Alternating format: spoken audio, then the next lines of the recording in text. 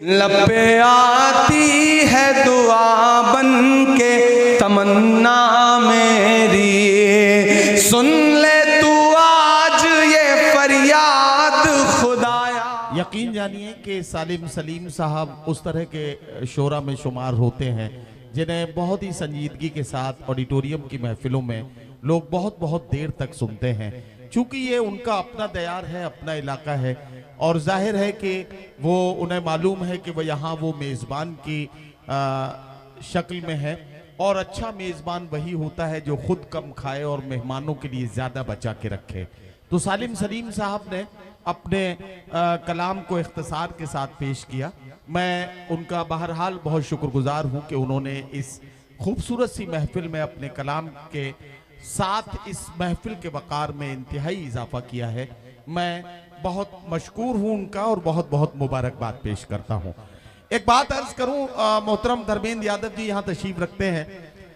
अभी पिछले दिनों 2 हफ्ते पहले ईद का मौका निकला है। ये ईद जैसे ही हफ्ता भर 10 दिन पहले ये ईद जब निकली है, तो मैं 4 मिसरे सुनाता हूँ और उस ईद का मंजर आपके सामने पेश करता हूँ कि देखकर ऐसी मोहब्बत बेमिसाल दोस्तों मुझको भी हैरानी हुई।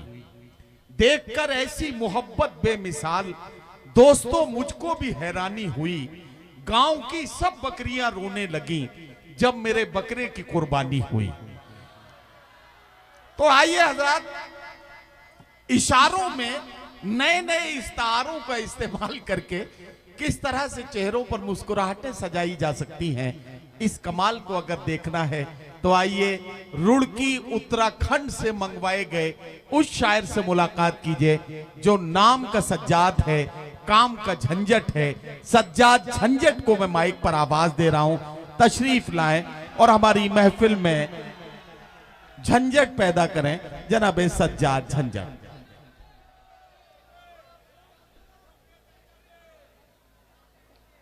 चचा, एक साहब ने पूछा कि जवानी और बुढ़ापे में क्या फर्क है। कोई साहब पूछ रहे थे किसी से कि जवानी और बुढ़ापे में क्या फर्क है, तो उन साहब ने जवाब दिया कि जवानों के मोबाइल में हसीनों के नंबर रहते हैं। वो बोले कि बुढ़ापे में कि हकीमों के।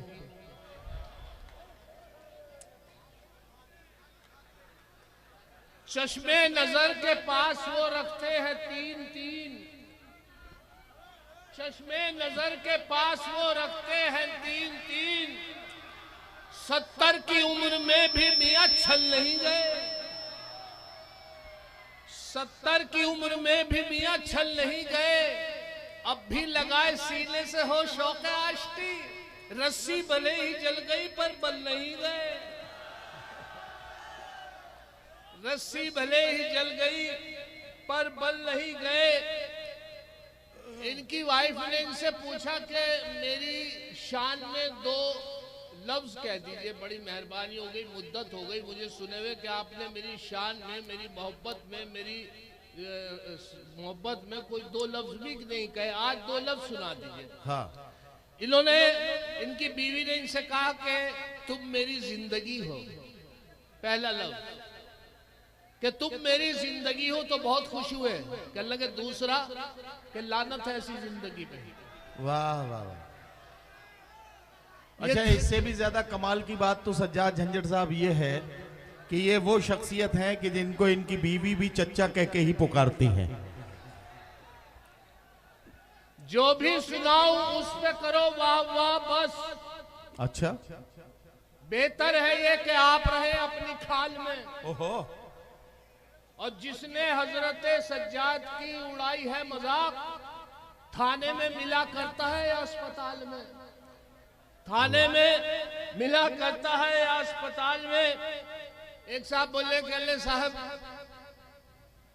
एक लड़का वो लड़की से कहने लगा कि मेरा जिससे मोहब्बत है उसका मेरा रिश्ता बड़ा अजीबो गरीब है उससे मेरा। कहला अजीबो गरीब कैसे?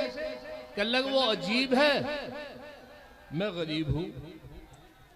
तो अजीबो गरीब रिश्ता बताने के बाद ये मुलाहिजा कर ले, ये इन्होंने अपनी वाइफ से कहा बड़े मियाँ ने कि एक तिल की भी तो बालों में स्याही न रही। वाह। एक तिल की भी तो बालों में स्याही न रही, कब तलक तुझको मेरी जान दुलारे जाए। अब कबाड़ी के भी मतलब का नहीं तेरा वजूद, हम कहां तक तेरे पुर्जों को संवारे जाए। एक तिल की भी तो बालों में स्याही न रही, कब तलक तुझको मेरी जान दुलारे जाए। अब कबाड़ी के भी मतलब का नहीं तेरा वजूद, हम कहां तक तेरे पुर्जों को संवारे जाए। मेरे दोस्त मुफ्ती की डिग्री लेकर आए, मैंने उनसे पूछा हजरत एक मसला है दिमाग में, वो बता दीजिए। कहने लगे पूछिए। मैंने कहा अगर आदमी पूरी वजू से हो और वजू से बाजार से गुजर रहा हो और किसी गैर महरम या किसी गैर औरत के हाथ लग जाए तो क्या वजू टूट जाएगी? कहने लगा वजू हाथ पैर टूट जाएंगे। तू कर रहा वजू की बात। अब सुने साहब कि एक दिन कर बैठा जुर्मे इश्क में, एक दिन कर बैठा जुर्मे इश्क में, अपनी थाने में हजामत हो गई। एक दिन कर बैठा जुर्मे इश्क में, अपनी थाने में हजामत हो गई। इत्तफाकन जज भी था आशिक मिजाज, इसलिए मेरी जमानत हो गई। इत्तफाकन जज भी था आशिक मिजाज, इसलिए मेरी जमानत हो गई। हजरत आज का मुशारा यूं भी मोतबर के हमारे सांसद इज्जत माब आली जनाब धर्मेंद्र यादव साहब अभी तक तशरीफ रखते हैं, वरना तो हालात तो ये है कि आते हैं चले जाते हैं। ये हमारे जनाब मोहतरम इज्जत माब विधायक साहब नफीस साहब की मोहब्बत है और उनके साथ साथ मेहनतें हैं हमारे आरिफ मियाँ की। और नाज़िम मुशायरा जो निजामत कर रहे हैं नदीम फर्रुख साहब। देखिए साहब, जिसके पास टेक्निक बम बनाने की होती है तो अब्दुल कलाम बनता है, जिसके पास टेक्निक क्रिकेट की होती है तो सरफराज बन जाता है। लेकिन हमारे नदीम फर्रुख के साथ की देखे अपने देश के साथ, अपने हिंदुस्तान से के इतनी मोहब्बत है कि उन्होंने पाकिस्तान को जो बीट किया है, उन्होंने 102 घंटे मुशायरा चलाया है और उसका रिकॉर्ड तोड़ा है और उसको मुंह की खानी पड़ी। जोरदार तालियों के साथ नदीम फर्रुख साहब का इस्तकबाल करें। तो हर इंसान का जज्बा होता है। अब इनके पास ताकत है शायरी की, इनके पास कलम है, इनके पास मोहब्बत है अपने हिंदुस्तान की इनके दिल में। तो इनके पास अगर जो कोई चीज थी तो वो था मुशायरा। इन्होंने मुशायरे से उसको जवाब दिया माशाल्लाह। बहरहाल मैं अर्ज कर रहा था कि हर मंत्री जी, एक मंत्री जी चले गए उत्तराखंड में। मेरी बड़ी चाहत है कि आप लोग तशरीफ लाएं, सपा पार्टी भी वहां पर कुछ ना कुछ करे। हम बड़े परेशान हैं, हालात से गुजर रहे हैं उत्तराखंड में खासतौर से। बहरहाल मैं अर्ज कर रहा था कि एक मंत्री जी आए और वो एक अनाउंस करके चले गए। वो अनाउंस 4 मिसरों में मुलाजा कर लीजिए कि उसको प्रमोशन मिलेगा जिसके बच्चे 3 हैं। मंत्री जी बोले कि उसको प्रमोशन मिलेगा जिसके बच्चे 3 हैं। जाते जाते मंत्री जी ये भरोसा दे गए, उसको प्रमोशन मिलेगा जिसके बच्चे 3 हैं। जाते जाते मंत्री जी ये भरोसा दे गए। मैंने बेगम से ये पूछा अपने तीनों हैं कहाँ? बोली बेगम जिनके बच्चे थे अपने ले गए। वाह वाह वाह वाह वाह। अब इशारों पे उनके नाचती है, हाँ, ये सियासत तो उनकी बांधी है। क्या कहना क्या कहना। अब इशारों पे उनके नाचती है, ये सियासत तो उनकी बांधी है। वाह। पहले होते थे चमचे चांदी के, अब चमचों की रोज चांदी है। वाह वाह वाह वाह वाह। अब इशारों पे उनके नाचती है, ये सियासत तो उनकी बांधी है। क्या कहना। पहले होते थे चमचे चांदी के, अब चमचों की रोज चांदी है। मैंने अपनी वाइफ को लॉकडाउन में जब वो नाराज हो गई तो उनसे 4 मिसरे उनकी शान में इलेक्ट्रॉनिक कंप्यूटर दौर के हवाले से उनसे कहा कि दिल है मेरा मोबाइल, तुम सिम हो मेरी जान। अच्छा। दिल है मेरा मोबाइल, तुम सिम हो मेरी जान। तुम सिम हो मेरी जान, है लाइफ टाइम रिचार्ज ये मोबाइल हमारा। क्या कहना। दिल है मेरा मोबाइल, तुम सिम हो मेरी जान, है लाइफ टाइम रिचार्ज ये मोबाइल हमारा। वो बोली अगर सच है तो बस इतना बता दो, मोबाइल डबल सिम तो नहीं है तुम्हारा। वाह वाह वाह वाह। वो बोली अगर सच है तो बस इतना बता दो, मोबाइल डबल सिम तो नहीं है ये तुम्हारा। अब बकरीद का मौसम गया, अब बकराईद के मौसम में हालात छुरियों पे दहार।